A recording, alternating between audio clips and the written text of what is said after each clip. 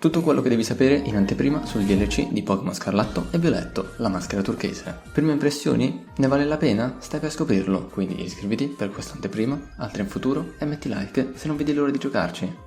La prima cosa che colpisce tutti è lo scenario rurale in stile quasi giapponese ad altissima risoluzione, confermato anche per i più scettici negli ultimi trailer promozionali. Uno scenario idilliaco in cui anche solo una cosa semplice come gli Yanma che volano sopra i campi di riso o altri piccoli dettagli vi faranno immergere appieno in questa nuova regione, coccolati dalle sue ambientazioni calme e in cui anche i Pokémon trasmettono tranquillità. Partiremo sotto la supervisione di Rea, selezionati come membri insieme ad altri studenti dell'Accademia Mirtillo da cui proviene per visitare il villaggio di Kitakami, o Nordibia, come viaggio di studio attraverso i racconti popolari del posto tramandati dagli abitanti a noi curiosi. Arrivando sin da subito al circolo comunale di Verdegiada, la nostra base di partenza, faremo la conoscenza di Rubra e Riben, e qui potremo ottenere il bastone Rotoselfie, ma di queste cose ne parliamo più avanti, perché ora è arrivato il momento di fare coppia con Riben, partendo per un tour nel quale ci verrà raccontata la storia di Monkidori, Fezantipiti e Okidogi, il trio affettuosamente conosciuto come Beniamici, o Loyal Tree, che protesse il villaggio da un enorme demone che spaventava la gente in antichità.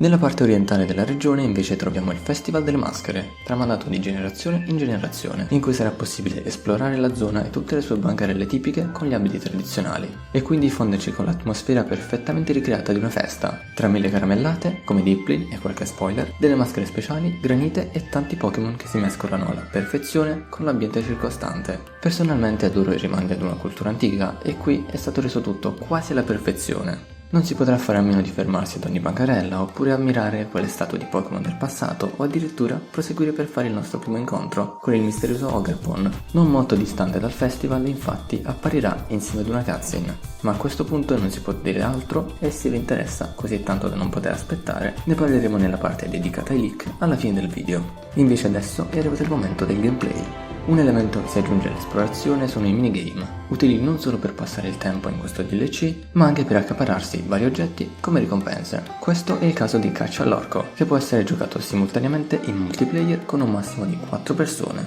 Minigioco diviso in ben 3 livelli di difficoltà, principiante, intermedio e avanzato. Per quanto possa sembrare facile, non lo è, a causa dei moltissimi Pokémon che arrivano da ogni dove per mangiare ciò che avremo raccolto e grazie anche alle diverse difficoltà non sarà così tanto semplice. Come per i DLC di Spada e Scudo verranno introdotte nuove macchine tecniche come Grassy Glide in combo con il ritorno di praticamente certo Rillaboom, nel competitivo Poltergeist, Tossina, Fiamminvidia e Sfogarabbia. Ma non finisce qui perché ottenendo la nuova Fashion Card aumenterà il numero di articoli acquistabili nelle boutique e il numero di acconciature selezionabili presso i parrucchieri. Da adesso durante i picnic si potranno anche organizzare gli oggetti come tovaglie, tazze, bottiglie d'acqua e pure le sedie, perché parlando con l'uomo vicino al centro Kitakami regalerà una sedia con un motivo che si abbina alla tovaglia già in possesso. Inoltre sarà disponibile quasi da subito il bastone Rotoselfie, che permette di fare foto con inquadrature più ampie, sbloccando pose nuove per gli allenatori, permette anche di dare un segnale ai Pokémon per farli stare fermi sul posto e può far condividere le foto scattate mentre si è in una cerchia con gli altri membri presenti. Ma ora è il momento di passare ai Pokémon di questo primo DLC.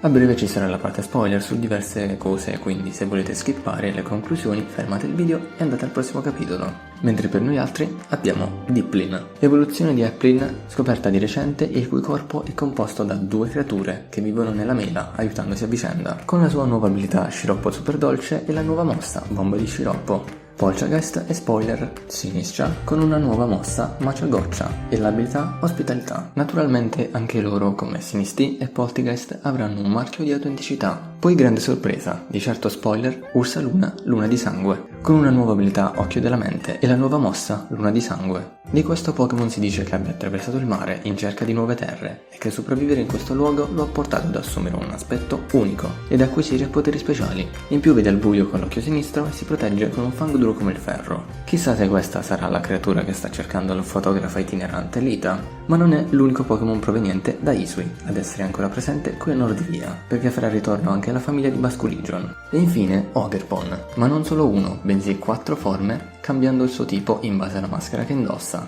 Maschera turchese, facendo aumentare la velocità del Pokémon, maschera di fuoco, potenziando l'attacco, maschera sorgente, che fa aumentare la difesa speciale, e maschera pietra angolare, la quale potenzia la difesa. E anche se in realtà comunque sarà disponibile la sua versione senza la maschera, e nonostante non abbiamo le immagini ufficiali, un fan su Twitter ha provato ad immaginare come sarebbe la sua forma teracristallizzata di una di queste maschere. In questo DLC avremo anche un nuovo aspetto per l'infermiera Joy al Pokémon Center del piccolo villaggio di Verde Giada e le forme shiny leakate già qualche tempo fa, di cui probabilmente la preferita di molti è la versione dorata di Diplin. Prima di concludere, rimane da dare un ultimo sguardo ad alcune delle immagini del Pokédex, non solo per apprezzare tutti i miglioramenti grafici fatti un'altra volta, ma anche perché alcune di loro nascondono dei segreti, come Milotic in un laghetto con dei cristalli strani sul fondo, o vari Pokémon in delle location completamente nuove, tutte da scoprire. Tutti questi nuovi dettagli sul DLC di Pokémon Scarlatto e Violetto, la maschera turchese, sono probabilmente soltanto la punta dell'iceberg di tutto ciò che i giocatori possono aspettarsi,